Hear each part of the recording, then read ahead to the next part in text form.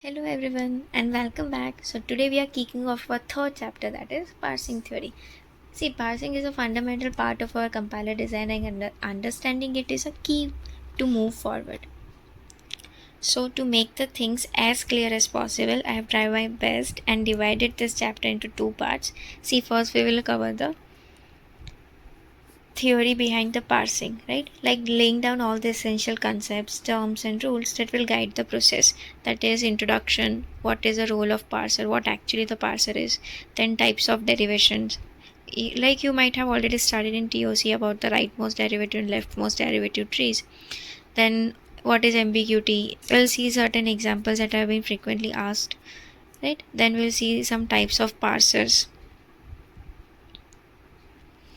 That is moving on to the practical side of the parsers.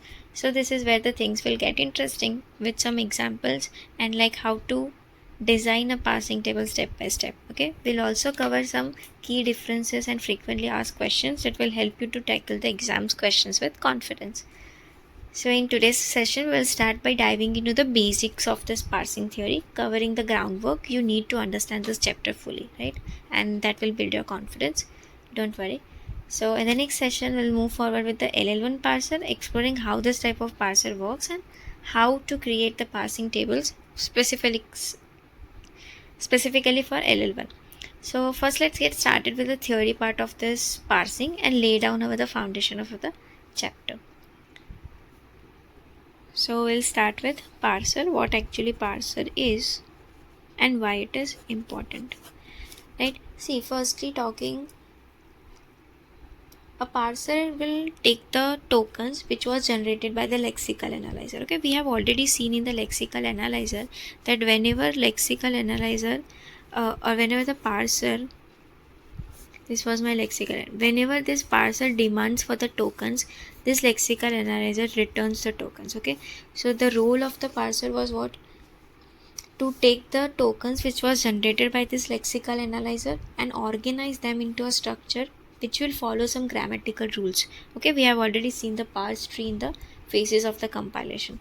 Okay, so it helps the compiler to check that if the source code is syntactically correct and ready to be transformed into some executable code. Okay, so as we already know that syntax analysis is our second phase of the compilation. Okay, so and we use the parser in the syntax analysis phase, which checks for the syntax of the language. So parser is nothing but it is a program that will process by taking an input string, let's say w. So let's say this is my parser. Okay, this is my parser which is taking some input string, let's say w. Okay, you can say it as token because it accepts the tokens which were generated by the lexical analyzer and then generates some syntactic structure, or you can say the by using some grammatical rules, and then checks the syntax of the input string. So whenever I am giving this input string w or let's say token to the parser, it will either create a parse tree. Okay, it will either create a parse tree or it will generate the syntactic errors, right? So parser performs a process which takes the string w as an input and produces either a parse tree, that is syntactic structure, or generates the syntactic errors. Now let's say what is the role of parser. Role of parser. See, let's first understand what parser actually does is. So see, this was my lexical analyzer. Okay, it took input as a pre-processed source code. See, drawing diagrams in your examination will help you a lot to fetch the marks. Okay, even if you are writing only 3-4 lines and drawing a diagram accurately, it will fetch you more marks. Then there is a parser, and if you are drawing diagram, you will be able to write the theory of 1-2 page easily. Okay, so whenever parser demands for get next token, right, this LA will return the token, returns token, and the parser will create the parse tree or generate the error. Okay, so error handling is also a part of the parser, even the lexical analyzer. And this parse tree will be passed to the rest of the compiler, which will give the output code. And here we will have the symbol table. Symbol table management is also essential, which is managed by this lexical analyzer and the rest of the compiler. So parser collects the sufficient number of tokens and builds a parse tree by smartly finding the syntactical errors if there any syntactic error exists. We can describe the role of parsers as number one, syntax verification. Okay, syntax verification. I'm not writing it in detail. You can just remember these points so that you can tackle any question if it comes. Okay. See, syntax verification involves parser checks whether a given sequence of the tokens that was generated by the lexical analyzer follows some grammatical rules of the programming language. Okay, so if there is any syntax error, the parser identifies it and it helps us in debugging. Second thing is structure formation. Okay, see, parsers convert the linear sequence of our tokens that was generated by lexical analyzer into some structured format, which is called a parse tree or syntax tree. Okay, so this tree will represent the hierarchical structure of the code, and it is essential for further stages like our semantic analysis and code generation. So it says us the importance of the parsers. Third is ambiguity resolution. This is also important. We'll see ambiguity later in the next topics. See, in ambiguity resolution, what actually it is. See, whenever you are analyzing the grammar, the parsers will help us to resolve the ambiguities in the code. Okay, so it will lead to the different interpretation and ensure that the code has a unique interpretation. See, don't stress about what ambiguity is and all. I'll explain you in the next topics.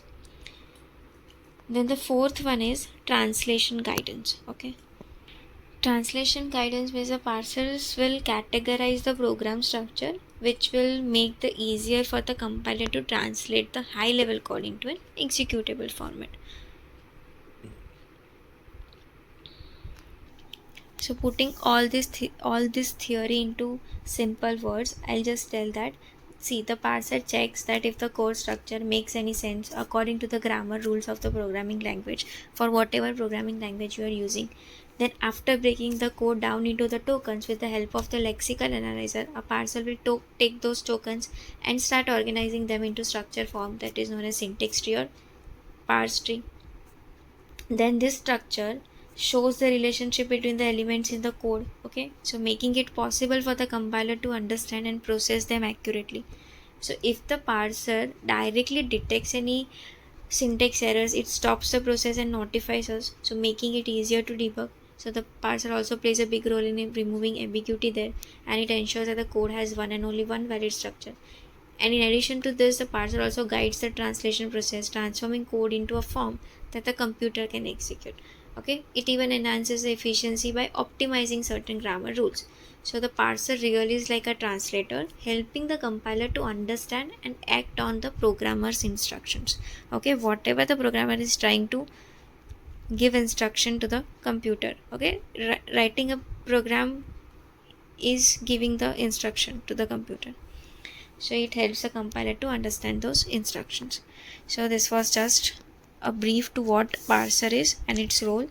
See, this I am stressing this much about parser and role of parser is because whenever we will design the parser and the parsing table of the parser, at that time it is very much important to understand the differences between those type of parsers. Okay, so once you know what exactly the parser does, then you will be easily able to grasp those topics.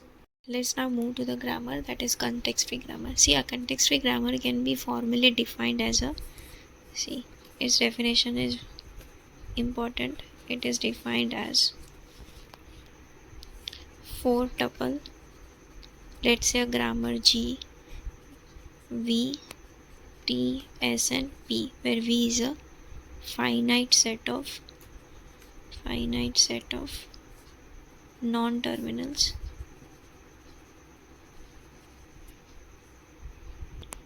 Set of non-terminals, or you can say variables, that is V. Then this is a finite set of terminals, okay, that is T. Then S is a start symbol, okay, and this S will be an element of V because it will be one of the non-terminals, or you can say variable. And this P is some set of the formula which will be of the form. So this P is a set of formulas, or you can say production rules, okay. It will be the form of this, that is non-terminal and terminal. So A belongs to non-terminal or variable, and alpha will belong to both. It can be both, that is variable or terminal, okay, or it can be null also. So the CFG, a grammar G is said to be CFG if it follows this production rules, that is A gives you alpha, where alpha belongs to the, or alpha is a element of this V union T clean star, okay. So it can be a null also, or you can say some variable or some terminal. So let's see some example of deriving the CFG of some regular expression. Let's say I have 0 plus 1 star. Now I need to derive the CFG for this. Now see, first I'll start by depicting the regular expressions. Let's say I have this star, so I have 0 time repetition, so I'll get what? Epsilon, or you can say null, okay. Then I can either get 0 or 1, okay. This is a 1 occurrence, okay, or either I can get 0 0 or 1 1, or you can say 0 0 0 or 1 1 1, okay. So I can define this as, let's say S is some null, this is my start symbol, and this is my, this belongs to, we have to follow this production rule, okay. So non-terminal gives you some non-terminal or variable or terminal, right? Then see, from here I can write this or 1 epsilon, right or not? Okay, because S was what? Epsilon. So after combining this, what I can write? Either it is this or this, okay, because when I replace this S by epsilon, I'll get what? 0 1 and null, which is all accepted by this regular expression. Similarly, if I get this question as at least 2 A's, okay, at least, okay, means not less than 2, okay, it can be more than 2. So we need to follow this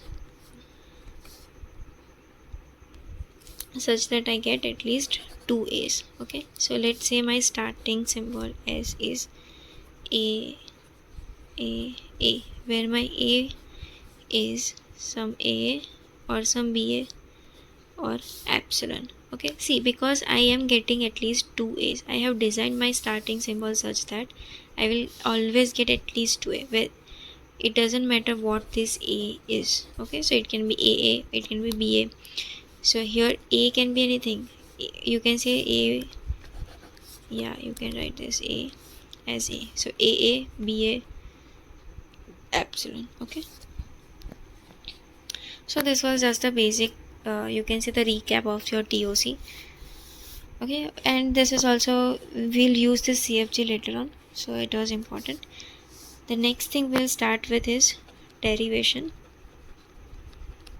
Let's move to the derivation. See, derivation helps us to find that whether a string belongs to a given grammar or not. So let's now move into the types of derivation. So when we are constructing the trees, we can derive the expression in two main ways, that is leftmost derivation and rightmost derivation. So we'll have the leftmost derivation and rightmost derivation, okay. See, a leftmost derivation of a string W in some grammar G is said to be the leftmost if at every step the leftmost non-terminal is replaced. Okay, at every step, this sentence is important. At every step the leftmost non-terminal, that is V, is replaced. Similarly, in the rightmost derivation, at every step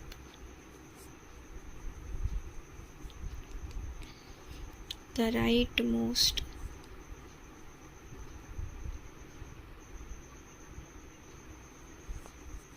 non-terminal is replaced. Okay, I will give you an example. Let's say this is a grammar. Okay, S minus S star S or S and some A. Okay, and I want to create an output string such that A star A minus A. See, whenever you are creating the leftmost derivation tree, you need to replace the leftmost non-terminal every time. So what is my leftmost non-terminal? Okay, so first of all, to form this output string okay, so we'll start by forming the for calculating this output string. We'll start with this S minus S. So we will first replace this leftmost derivative. See, this leftmost non-terminal will be replaced by what? We want A star A, so A star A will be formed by what? This. So this will be replaced by S star S minus S. Now again we will replace the leftmost derivative, or you can say leftmost non-terminal, to get the leftmost derivative tree. So first of all, we'll replace this with A, that is A star S minus S. Then again this one, so A star A minus S, and then last one is A minus A. So how we have formed this? So see, first of all, we have used the S to form the starting symbol. We are using it, right? S minus S. Then what we have done, we have replaced this leftmost to this S star S. So we have replaced this with S star S. Okay, then we have replaced this with A. then we have replaced this one with A, and then at last we have replaced with this. So A star A minus A, that is what our output string is. Similarly, when we are forming the rightmost derivation tree, then we will start with replacing the rightmost non-terminal. So this is my output string. Okay, see, I am taking the same example. Now let's start converting the rightmost derivation or forming the rightmost derivative tree. So we'll divide this into like this. So S star S, we'll start with S star S, and then we can replace this rightmost derivation as what? S minus S, and then we can replace this rightmost as E. Let's see with the tree. See, first we have replaced this with S star and S. Okay, then what we need to do is rightmost derivation. So we'll replace this rightmost non-terminal. So this S will be replaced with what? S minus S. Then this will be replaced by A, this will be replaced by A, and this will be replaced by A. So A star A minus A. We got the same answer by using the leftmost and rightmost derivative tree. So this was the two types of derivation tree. Okay, you can do it by yourself. I am just giving you the example. Let's say S A B null and 0 B null. Okay, and so you can write this as A B 0A 0B and null. You can also write it as. Okay, now let's say your input string. Okay, let's say you are given an output string as 1 0 0 1. So form the leftmost and rightmost derivative tree for this one. Another example you can practice is E plus E star E ID. See, this is the most common type of example which has been asked several times. Okay, this is a frequently asked question, and your output string is id plus id star id. Okay, so if you are given this grammar and you need to create this output string, then just try it by yourself to create the leftmost and rightmost derivative tree. If you face any issues, you can comment down. Right, let's move on to the next topic, that is ambiguous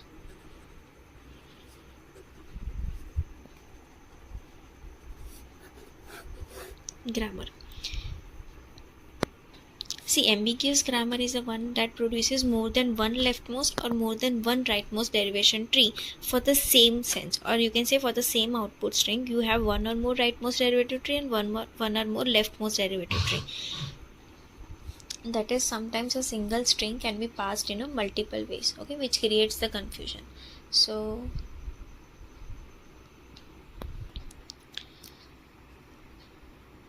we'll walk through some examples, okay, and we'll see some techniques to remove the ambiguity and make our parse trees simple.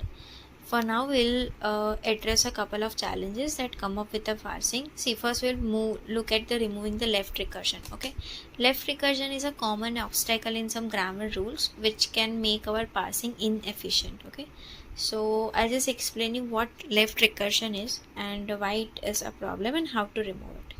Okay. See, for removing ambiguity also we do this left recursion. Let's see what left recursion actually is. See, first of all, how we say that this grammar is left recursive. Okay, so for example, or we can give a standard definition to this left recursion as let's say a grammar. Okay, so a grammar is said to be left recursive, is said to be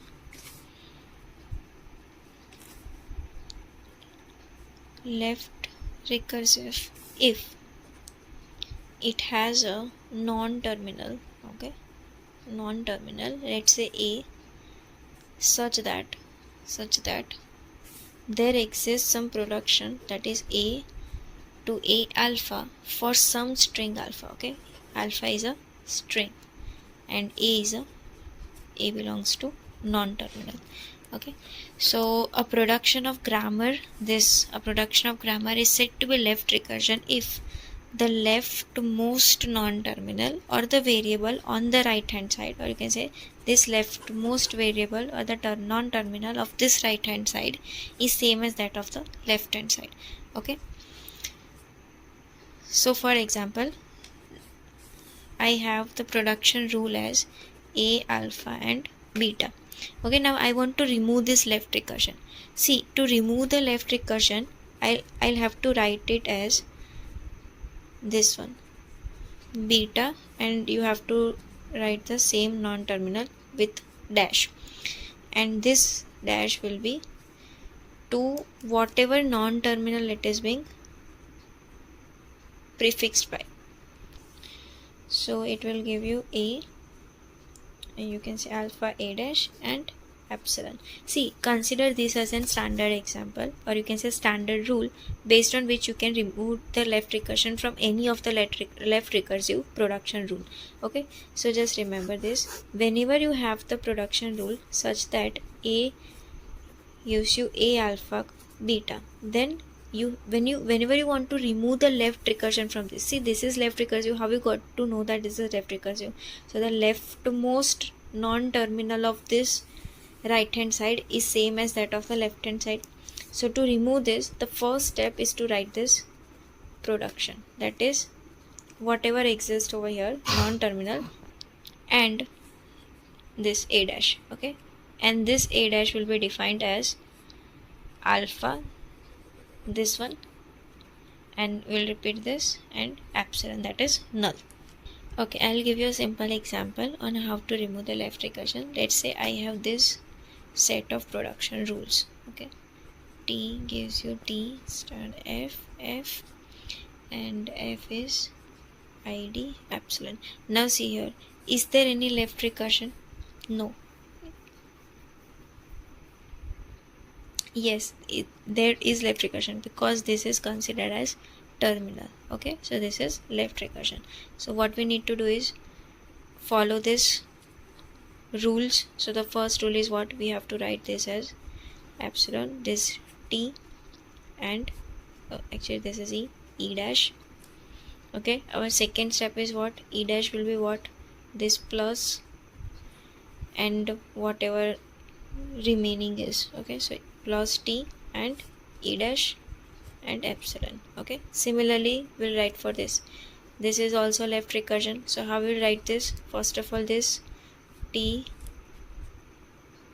and this one beta a dash. A dash is our t dash, and then t dash will give you this. Okay, so star f and t dash as it is an epsilon. Okay, similarly, do we need to find it for this? No, there does not exist any non-terminal on the right hand side. So this is how we can remove the left recursion. Now let's understand why it is important. See, the self-referencing pattern can lead to infinite loops, okay, in some types of parsers, especially top-down parsers. We'll discuss what is top-down parser, what is LL1 parsers. Don't stress much. I'm just explaining you that what is the importance of removing this left recursion. Okay, so its first thing is that it prevents infinite loops. Just understand the main points here, that it prevents infinite loops, improves our parser's efficiency, and reduces the ambiguity. Okay, so that's all for today's sessions on the basic of the parsing theory. I hope this gave you a solid foundation for what's ahead. So if you have any questions or need clarification, feel free to drop your comments below. I'm here to help. See, the next video will dive into the LL1 parser. I'll start with the left factoring and removal of left factoring, and explore how to create this LL1 parsing tables. So stay tuned. See you all in the next session. Thank you.